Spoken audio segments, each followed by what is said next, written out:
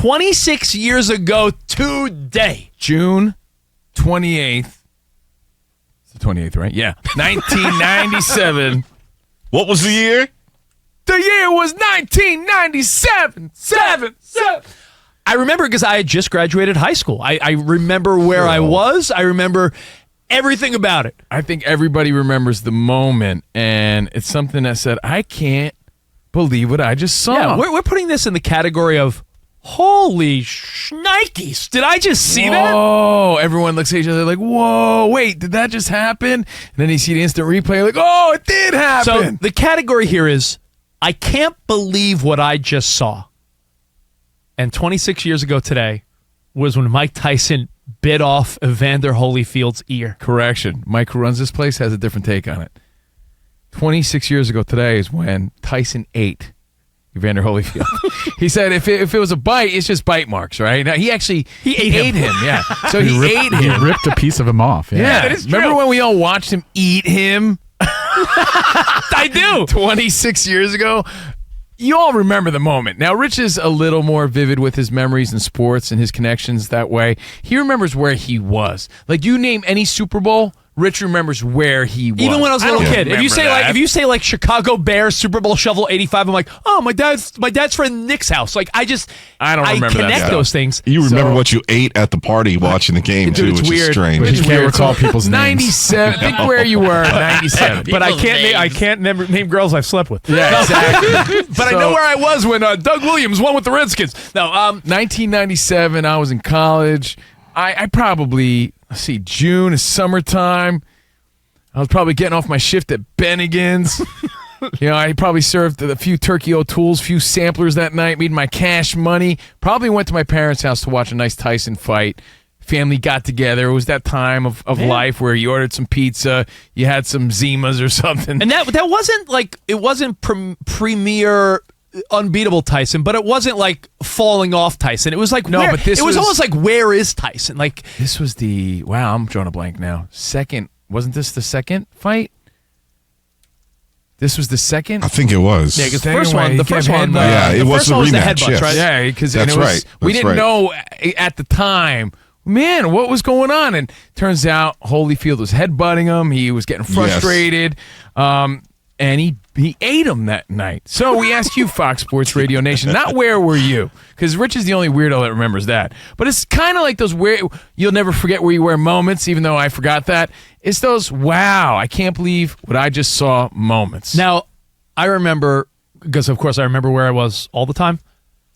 I yelled at a guy at a restaurant, Ramos. You know me.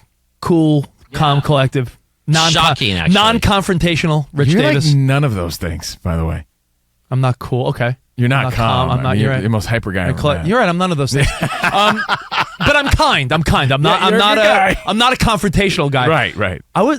So I'm with some friends. My wife and I, before we had kids, we went with another couple. My wife's high school girlfriend. Your swinging days. That's right. No, not those days. We never swung. So we're in San Francisco for a weekend.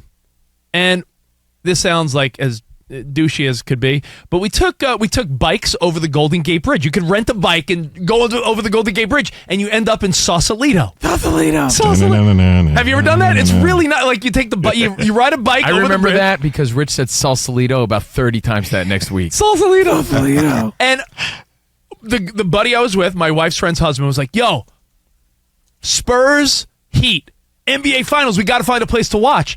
And it was like a sassy restaurant. Fourth quarter, some snooty guy eating at the restaurant comes up to the bar, and he's like, having a very nice dinner. I'd appreciate if you turned the game off. What type of place is this? Oh, my goodness. And I remember being like, no. We're sitting at the bar. Like, Did you say, are you getting snooty? It was a fancy restaurant, but I'm like, yeah, it's the bar of a fancy restaurant. The bar at a fancy restaurant still plays sporting events. I told the guy, I was like, yo, sit down and keep quiet. NBA Finals. Wow. And I was like, did I just say that? And he listened to me. Man, he must have been a weenie, this guy. But I bring this story up because I would never have said that to someone bigger than me. No, but that is so out of line.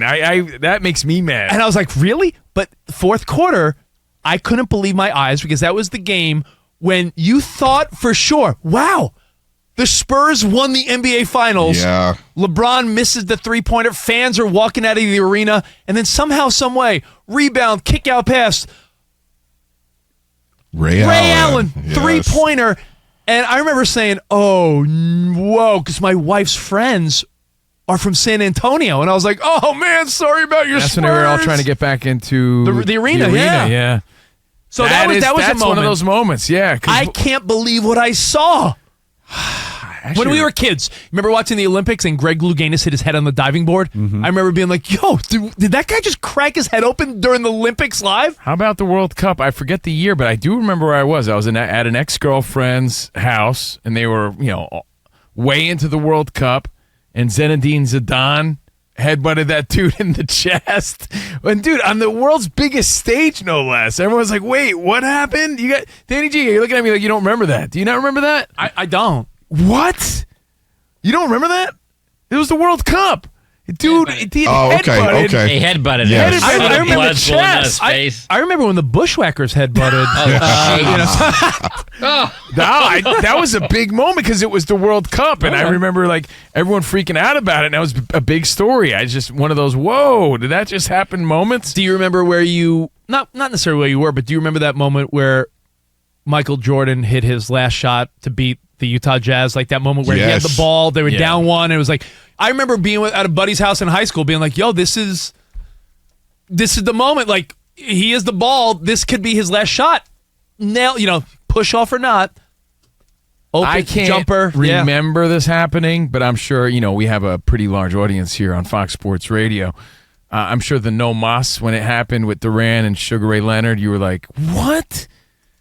Roberto Duran just quit the fight? I'm sure that's something that a lot of people remember watching back in the day. So, again, 877-99 on Fox. We don't want to give away all the answers. On the anniversary, 26 years ago today, Tyson bit off Holyfield's ear. Yeah. Those I can't believe what I just saw moments. I can't forget when Steve Cohen didn't act like a maniac when his team was 36-43. I feel like that was today, Dan, and it was. The Tyson Holyfield was the first pay-per-view that we purchased. Wow. That second fight. So then we were in college, and so then you're like, well, geez, this happens on every fight. This is amazing. Yeah. But then we've been losing our money on pay-per-views ever since. Yeah, I'm thinking of those moments. I do remember. It sounds ridiculous because I was only 6 years old. I think about it crazy because that's how old my daughter is now.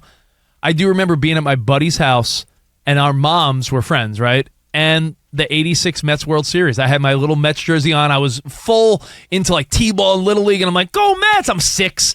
Ball through Buckner's legs, and it's one of my first real clear memories. That's impactful too, because you as a little kid, the Mets are down 2. The Mets are down by a few with 2 outs, 2 strikes. Your relatives and your family getting pumped and excited. For me, I can't expect anyone else to relate to this, but it was a pivotal point in my life as a fight fan because I saw my family erupt, and it was when Julio Cesar Chavez knocked out Meldrick Taylor with 3 seconds left in the fight, and you heard the roar of every vato loco in the barrio. And I'm in New Jersey at the time, but I heard it. And you'll never forget it. Richard Steele called the fight when Meldrick Taylor had it won completely. But that's a personal one for me. I don't expect everyone to relate. Yeah. But it was a fight that Chavez lost, and he knocked him out with a second left, dude. So if you guys have any thoughts, we'll take a few phone calls and we'll get into midweek major in a little bit. But those moments in sports where you say to yourself, yo, what did I just see? Unfortunately, Rich, a lot of those moments and that mindset goes toward tragedy, right? A lot of times, you're like, yeah, I'll never forget where I was when something bad happened. When the Challenger blew up, or, you'll remember those things. I don't remember where I was when a lot of this stuff happened, but I do remember saying, man, I can't believe that. I do remember recently, I'll give you one recent one, then we'll take a break, because I was watching, and you called me on the phone, and we sort of watched a little bit of it together, talking, like schoolgirls. COVINO, being half Mexican, hit me up yo, this guy Andy Ruiz is about to beat Anthony Joshua. And I remember COVINO losing his mind. Some chubby guy that nobody knew. Yo, this fat Mexican dude is going to beat and by Anthony the way, Joshua? There's an update on him, Rich. And you're right. I watched that fight alone. I'll never forget it. And you called me. I was yo, so bro. excited about it. But as of today, he might be signing today a fight with Deontay Wilder. It's Deontay very much Wilder- in the works as we speak today. Deontay Wilder might murder him. I know. So exciting, though. Exciting. Your phone I got a calls. quick one. Oh, yeah, Yeah, go what ahead, is Danny. All right, something where we were like, how did he do that? Something we had never seen before as kids. Bo Jackson running up the wall. That was 1990. Yes. I was thinking about that and breaking the bat over his helmet and over Yes. his knee. You're like, wait, did he what? You know, and I remember because, dude, see, and I'm getting my memories confused a little bit, but I'm almost certain that very famous Ken Griffey Jr. catch when he rips the wall and he leaps back. Yeah. I saw that live when I was little, when I was a kid. And I'm like, man, that was insane. Yeah. But then you see the highlights so many times, you sort of mix it up.